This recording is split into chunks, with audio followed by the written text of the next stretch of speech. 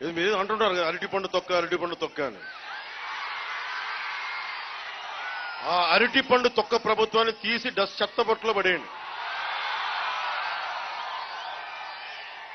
చలమలశెట్టి సునీల్ అరటిపండు తొక్క ప్రభుత్వం నుంచి పోటీ చేస్తున్నాడు ఎంపీగా.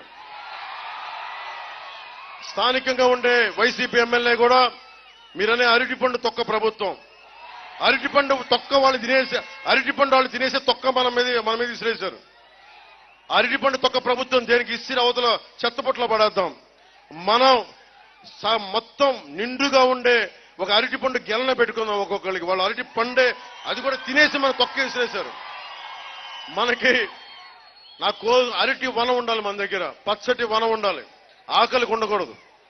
అందుకని ప్రత్యేకించి నాకు మీ అందరికీ పత్తిపాడు నియోజకవర్గం ఏలేశ్వరం మండల ప్రజలందరికీ రౌతుపూడి మండల ప్రజలందరికీ కూడా ప్రత్యేకంగా ధన్యవాదాలు తెలియజేసుకుంటూ, నాకు ఈ అవకాశాన్ని ఇచ్చిన మీ అందరికీ పేరు పేరున ధన్యవాదాలు తెలియజేసుకుంటా ఉన్నాను.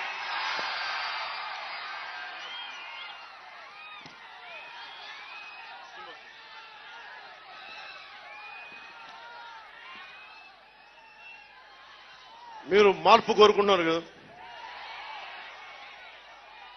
మీరు ఈసారి